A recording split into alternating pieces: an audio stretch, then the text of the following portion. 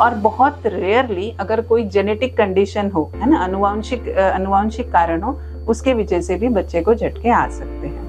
Ma'am अभी आपने एक टर्म यूज किया, अगर जेनेटिक कोई प्रॉब्लम्स हो पेरेंटल या उसमें, तो उसको वो भी इम्पैक्टफुल होता है। हाँ। तो इसके हमें थोड़ा सा डिटेल में बता सकते हैं वो? इसका डिटेल में आपको यही मैं बताना चाहूँगी एज अ पेरेंट्स कि अगर आपके बच्चे को झटका आता है, बच्चों में झटके बुखार की वजह से बहुत कॉमन पाए जाते हैं। पेरेंट्स को पकड़ना कि ये झटके हैं बहुत ज़रूरी है। उस दरमियान आपको क्या करना चाहिए, स्टेइंग काम, देखना कि बच्चा सेफ हो, है ना, आसपास अपनी मेडिकल हेल्प जो भी होगा उसके बारे में इंफॉर्मेशन रखना और बच्चे को लेके जाना। बच्चे का झटके का कारण एग्जैक्टली क्या है उसका निदान करना, depending on the doctor's advice, है ना, कुछ test. Hello everyone, my name is doctor Shweta Bhandarkar. I am a senior paediatrician in Mason Lux Hospital, handling most of the neonatal intensive care cases, pediatric intensive care cases and general pediatrics. Okay. Ma'am actually अभी काफ़ी सारे cases और conditions हम लोग देखते हैं जहाँ पे 6 महीने से लेके 5 साल के जो बच्चे होते हैं उनकी बॉडी में एकदम से शिवर या फिर उनकी बॉडी झटके देती है। उनको कहते क्या है और होता क्या है वो exactly? Sahil, very good question. To all the viewers, ये आपको जानना ज़रूरी है जो साहिल ने क्वेश्चन पूछा है कि झटके, जिनको अंग्रेजी में हम कन्वल्शंस या सीजर्स बोलते हैं, ये एक्चुअली में होते क्या हैं। एक्चुअली में ये जो होता है ना, दैट इज़, मैं सादे सा लैंग्वेज में आपको बताऊंगी, it is just like a short circuit in the brain. Brain में अपना ब्रेन इलेक्ट्रिकल एक्टिविटी पे चलता है। जब इसमें outburst of sudden electrical activity होते हैं बहुत सारे कारणों की वजह से, तो आपकी बॉडी एकदम झटके देती है या सीजर्स आते हैं। मैम लेकिन ये जो फैब्रिक सीजर्स होता है, फॉर एग्जांपल जो पेरेंट्स होते हैं जिन्होंने ये टर्म सुना होगा, उनको आप कैसे एक्सप्लेन करोगे होता क्या है बेसिकली इसमें? और सिम्टम्स वगैरह कैसे होते हैं उसमें? ये बच्चों में कन्वल्शंस या झटके पकड़ना बहुत ज़रूरी है। ये नॉर्मल आप देखोगे, बड़ों में झटके आपने सुने होंगे, हाथ पैर जोर से हिलाना, है ना, मुंह से लार निकलना, आंखें ऊपर करना।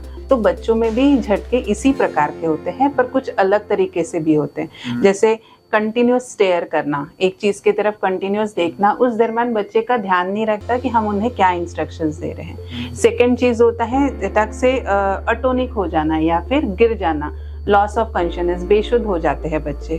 थर्ड होता है जैसे अपन बड़ों में पाए जाते हैं ना, जोर से हाथ इक्वली हिलाना, जोर जोर से, ठीक है। तीसरी चीज होता है आंखें ऊपर करना। ओके। और बहुत बार ये बच्चे आपको झटके हैं या नहीं ये पहचानना बहुत ज़रूरी होता है।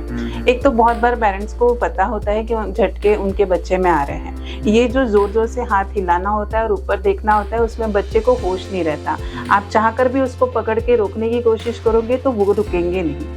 बहुत बार जिद में ऐसी चीज़ें करते हैं। तो ये झटके हैं कि नहीं, ये पहचानने के लिए आपको देखना पड़ता है वो खुद से रुक रहे हैं कि नहीं। आप अगर उनको पकड़ना चाहोगे तो रुक रहे हैं कि नहीं, वो देखना ज़रूरी होता है।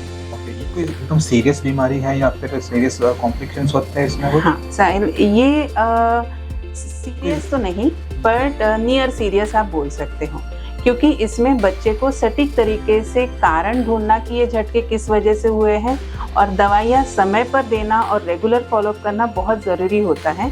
तो ही पेशेंट को कंप्लीट रिस्पांस अच्छे से आता है और बच्चा आगे की ज़िंदगी बिल्कुल नॉर्मल तरीके से जी सकता है। अगर बच्चे को एकदम जो टॉडलर होते हैं एकदम से सिम्टम्स ऐसे पेरेंट्स को दिख जाए तो नेक्स्ट प्रिकॉशन हमको क्या लेना चाहिए? ये पेरेंट्स को जानना बहुत ज़रूरी है। जब अगर बच्चे को लग रहा है कि आपको झटके आए हैं, तो सबसे पहले है कि आपको उस चीज़ में एकदम से डरना नहीं है, काम रहना है, ठीक है। उसमें बच्चा देखना है कि अगर उसको झटके आ रहे हैं तो आप देखो उसके आजू बाजू की जगह सेफ होनी चाहिए, है ना, कहीं पानी नहीं होना चाहिए, कहीं कोई इलेक्ट्रिक की चीज़ नहीं होनी चाहिए। अगर वो गिरा होगा तो कहीं ब्लडिंग हो रही होगी तो वो आपको देखना है ना। उल्टा बिल्टा बच्चा कहीं पे भी गिर सकता है, तो आपको उसको सेफ जगह पे साइड पे रखना है। मोस्ट ऑफ द चीज़ों पे बच्चा अगर सीधा होगा तो आप उसको लेटरल कीजिए या फिर एक हाथ एक साइड पे उसको कीजिए, ताकि मुंह में लाड़ है कुछ है तो एकदम से छाती में ना जाए तो बाहर निकल जाए। मैक्सिमम टाइम्स ये होता है कि ये झटके खुद से कम हो जाते हैं, 3 से 4 मिनट में कम हो जाते हैं। उस दरमियान आपके साथ अगर कोई होगा तो आपको उनको बोलो कि मेडिकल हेल्प के लिए फ़ोन करें या फिर मेडिकल हेल्प आसपास में हो तो आप ले जाने की व्यवस्था को अरेंजमेंट करें। पर झटके होते हुए मोस्ट ऑफ द टाइम ये झटके 2 से 3 मिनट में रुक जाते हैं। और मैम काफ़ी ज़्यादा पेरेंट्स जो होते हैं या फिर जो घर के मेंबर्स होते हैं वो एकदम होम रेमेडीज़ में वगैरह जाते हैं हाँ। वगैरह, तो हमको होम रेमेडीज़ ट्राई करनी चाहिए, उसको अवॉइड करना चाहिए इस सिचुएशन में? इसमें पेरेंट्स को या फिर जो भी केयर टेकर उनके बच्चे के पास है, जैसे स्कूल में भी ये चीज़ हो सकती है, रास्ते में आप भी जा रहे होंगे, कोई बच्चा आपके आगे झटका मार सकता है, बच्चा क्या बड़ा भी मार सकता है ना?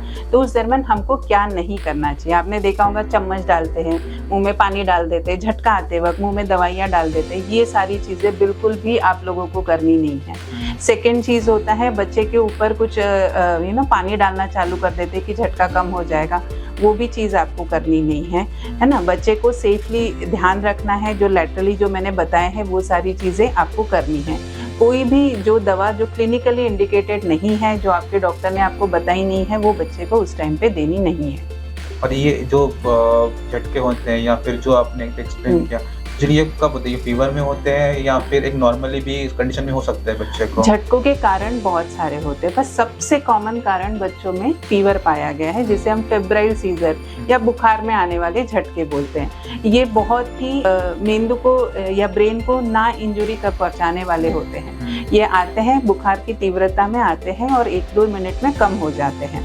तो ये 6 महीने से 5 साल तक इनकी रिस्क बढ़ी रहती है, मतलब उस दरमियान बच्चे को ये झटके आने के चांसेस रहते हैं। 5 साल के बाद इसकी रिस्क काफ़ी कम हो जाती है। फीवर झटके के दूसरे कारण भी होते हैं, जैसे ब्रेन इन्फेक्शन, जिसे हम मेनिंजाइटिस, एनकेफेलाइटिस या मेंदू ज्वर आपने सुना होगा, ये शब्द ये होते हैं। तीसरा चीज़, अगर बच्चे के ब्रेन में कोई गठान हो, ट्यूमर हो, उसके वजह से आ सकते हैं। चौथी चीज़, बच्चे को अगर कभी हेड इंजरी हो गई, अगर बच्चा गिर गया, पहले माले से गिर गया, सीढ़ियों से गिर गया, अगर उसको बहुत ज़्यादा रक्तस्राव हो रहा है ब्रेन में, तो ब्रेन के प्रेशर इंक्रीज होने की वजह से ये झटके आ सकते हैं। और बहुत रेयरली अगर कोई जेनेटिक कंडीशन हो, है ना, अनुवांशिक कारण हो, उसके वजह से भी बच्चे को झटके आ सकते हैं। मैम अभी आपने एक टर्म यूज़ किया, अगर जेनेटिक कोई प्रॉब्लम्स हो पेरेंटल या उसमें, तो उसको वो भी इम्पैक्टफुल होता है। हाँ। इसके में थोड़ा सा डिटेल में बता सकते हैं वो? इसका डिटेल में आपको यही मैं बताना चाहूँगी एज अ पेरेंट्स, कि अगर आपके बच्चे को झटका आता है तो उसको उस टाइम पे सीरियसली आपको लेना है, उसका निदान कराना, उसका कारण ढूंढना बहुत ज़रूरी है। जैसे मैंने आपको बताया साहिल, मोस्ट कॉमन कारण फीवर होता है, पर अगर फीवर कारण नहीं है, दूसरा क्या कारण है, वो आप आपके डॉक्टर पे जाके उसकी बराबर तरीके से एग्जामिनेशन करा के, कुछ अगर ब्लड टेस्ट रिक्वायरमेंट होंगे तो वो करा के, इसमें फैमिली हिस्ट्री भी बहुत मैटर करती है कि उसके दूसरे भाइयों में, बहनों में झटके का है, माता पिता में झटके का कारण है, तो उनमें आनुवंशिक कन्वल्शंस होने के चांसेस ज़्यादा रहते हैं। ओके। और being a expert in this field, और इस टॉपिक को आप कैसे उसमें देखते हैं, इसको कैसे प्रिकॉशन आगे कैसे लेकर जा सकते हैं? हाँ, आगे जैसे मैंने आपको बताना, सबसे पहले जो take away message from this discussion is कि बच्चों में झटके बुखार की वजह से बहुत कॉमन पाए जाते हैं। पेरेंट्स को पकड़ना कि ये झटके हैं बहुत ज़रूरी है। उस दरमियान आपको क्या करना चाहिए, स्टेइंग काम, देखना कि बच्चा सेफ हो, है ना, आसपास अपनी मेडिकल हेल्प जो भी होगा उसके बारे में इंफॉर्मेशन रखना और बच्चे को लेके जाना। बच्चे का झटके का कारण एग्जैक्टली क्या है उसका निदान करना, depending on the doctor's advice, है ना, कुछ टेस्ट है, कुछ इन्वेस्टिगेशन है, चेकअप है, ज़रूरत पड़े तो एडमिट भी करना पड़ सकता है, वो सारा चीज़ करना।